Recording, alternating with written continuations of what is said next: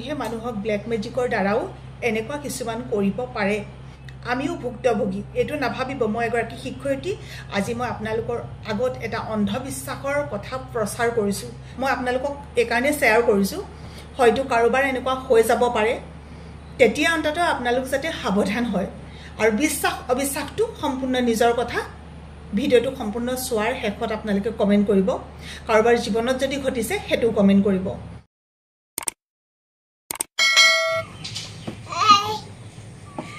ৰাতিপুৱা দিনটোৰ আৰম্ভণি কৰিছো আজি বন্ধ দিন আমি বন্ধ দিনটোত আমি কি কৰো আপোনালোকক আজি গুটেখিনি শেয়াৰ কৰিম যেহেতু আপোনালোক আমাৰ এটা পৰিয়াল আমাৰ ডেইলি লাইফটো আপোনালোকে জানিব বিচাৰে আমি কিমান কি কৰি থাকো গুটে ভিতৰৰ কথাখিনিটো আপোনালোকে নাজানে আজি গুটে দিনটো আপোনালোকে চাই থাকিব প্ৰথমে গাহৰি দানা দিবলে এখেতে ঠিক ঠাক কৰিছে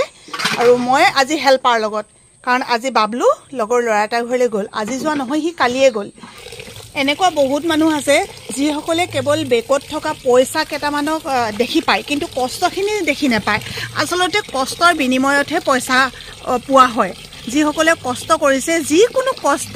তেওঁলোকক সদায় টকাই লগ দিবই বহুতে ভাবে আমাৰ হাততো ঢেৰ পইচা আছে আমি পইচা বহুত বেছি পাইছো আৰু ভিডিও কৰি পেলাও ঢেৰ পইচা পাও বুলি ভাবে ভিডিও কৰি ইমান বেছি পইচা পোৱা নহয় দে মাত্ৰ কথাবিলাক শেয়াৰ হে কৰা হয় আহে কষ্ট কৰাৰ কাৰণে কিবা এটা ন্যূনতম কিবা এটা আহে হেতু মই নাহে বুলি নকওঁ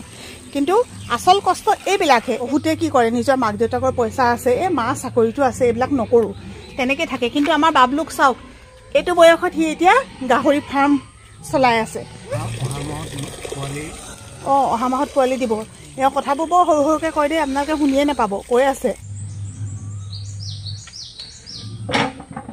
মই এটো ৰূপ আপোনালোকে নাই দেখা নহয় আজি চাই লওক এইবিলাক কামো কৰো কাম বন কৰি থকাৰ মাজতে খোৱাৰ কথাটো চিন্তা কৰিবই লাগিব এয়া হৈছে মচুন্দৰী খুব ভাল বস্তু এটা এখেতে ইয়াতে ৰুলে ওলাইছে বাৰীত বহু জেগাত আছে বাৰু দেই অকল এখিনিতে নহয়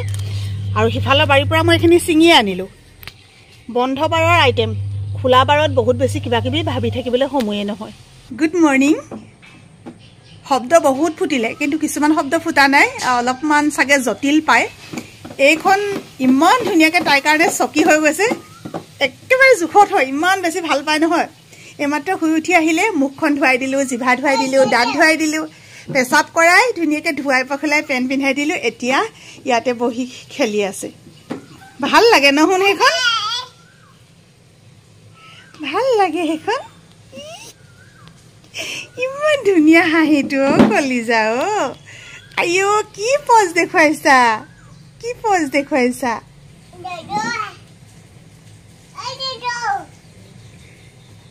এওঁ সেইফালে দানা বনাই আছে তাই সেইকাৰণে চিঞৰি আছে গাহৰি দানা দিয়াৰ পাছত ৰাতিপুৱা আকৌ দানাখিনি এনেকৈ দুখা যোৱাৰ কাৰণে বনাই থৈ দিয়া হয় হাত পিছফালে দি গৈছে চাওক দেউতাকৰ লগত বহিলো আগখন আহা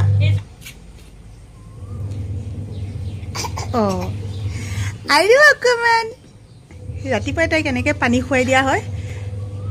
পানীটো দেহত প্ৰয়োজন হয় যে আৰু এতিয়া খেলিবলৈ শিকিছে আৰু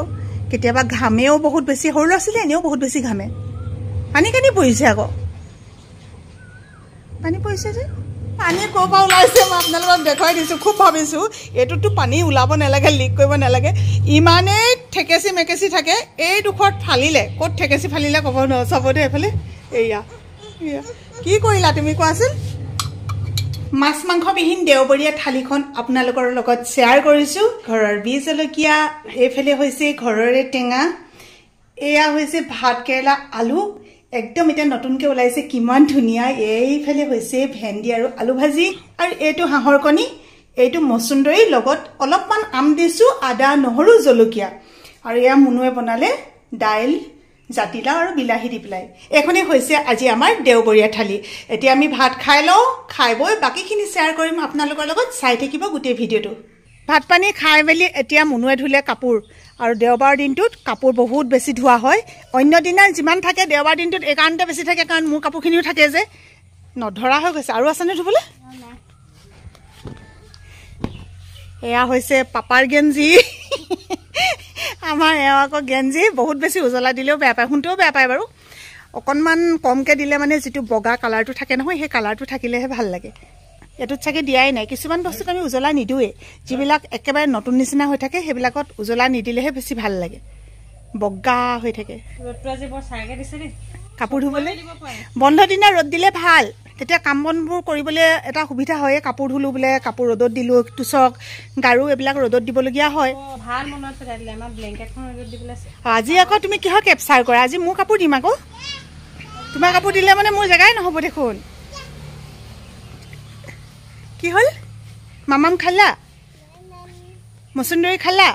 খালে আজি তাই দিনটো খুব সুন্দৰভাৱে আৰম্ভ কৰিছিলোঁ আৰু ভাবিছিলোঁ খুব সুন্দৰভাৱে পাৰ হ'ব কিন্তু অনাকাংক্ষিতভাৱে এনেকুৱা এটা যে পৰিস্থিতি আহি পৰিব সেইটো একেবাৰে ভবা নাছিলোঁ এই সময়খিনিৰ পৰাই সঁচাকৈ এটা বেলেগ ধৰণৰ যাত্ৰা আৰম্ভ হ'ল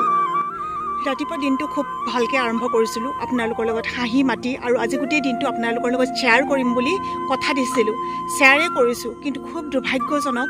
যে হঠাতে এনেকুৱা এটা খবৰ পালোঁ যিটো খবৰে মৰ্মাহত কৰিলে আৰু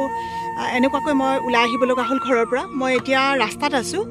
য'লৈ গৈছিলোঁ তাৰ পৰাও মই উভতি আহিলোঁ আৰু আহি পেলাই মই ৰাস্তাতে আপোনালোকক মাত্ৰ থুলমূলকৈ এইখিনি কথাই কৈছোঁ আৰু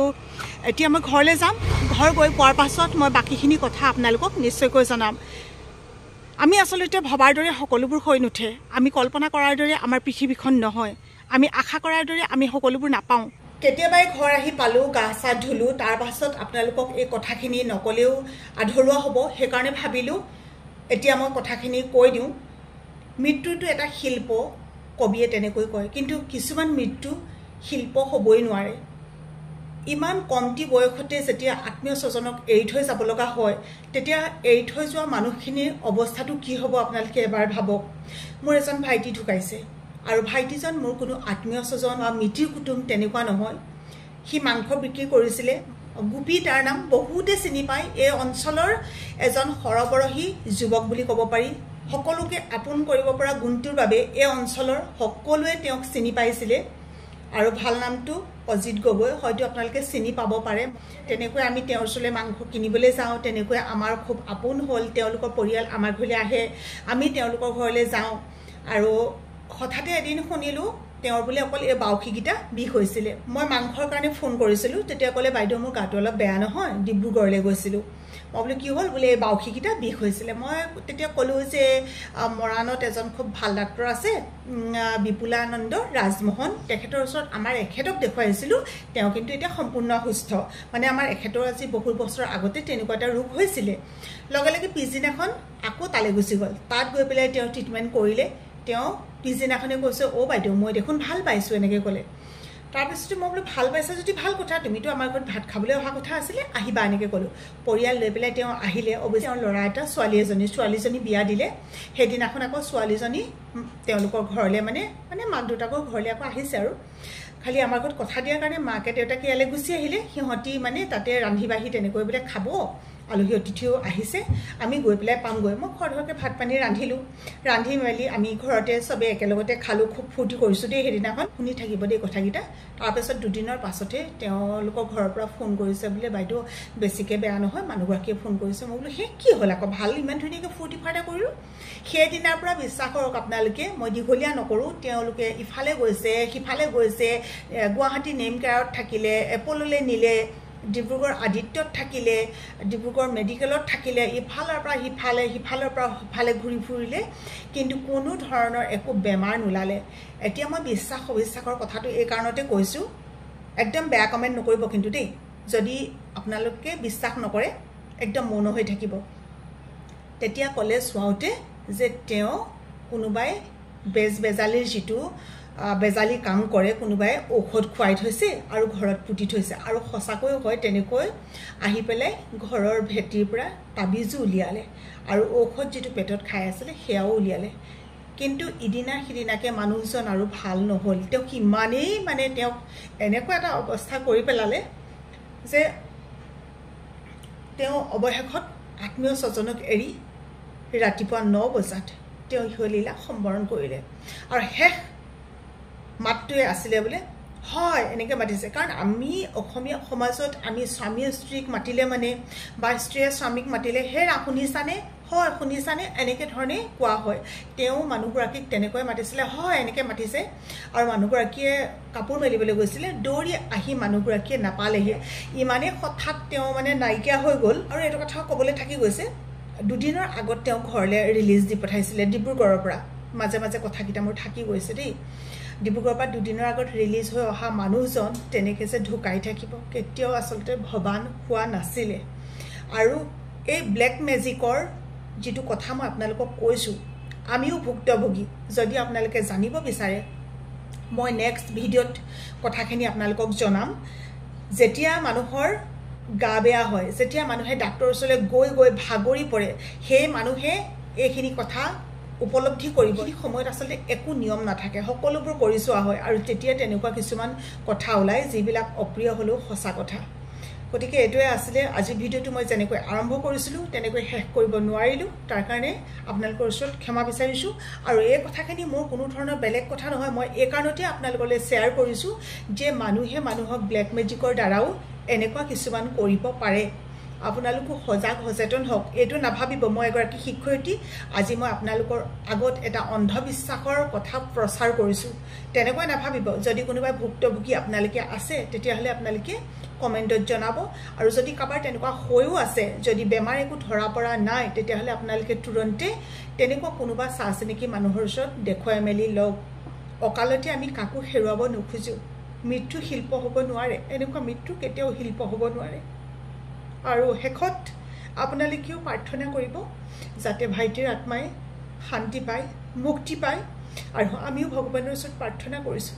ভাইটি তুমি য'তেই আছা তাতে শান্তিৰে থাকা আৰু ভগৱানে সেইসকলক সুমতি দিয়ক যিসকলে সদায় আনৰ অহিত চিন্তা কৰিছে যদি আমি ভাল কৰিব নোৱাৰোঁ তেতিয়াহ'লে বেয়া কৰাৰ অধিকাৰো আমাৰ নাই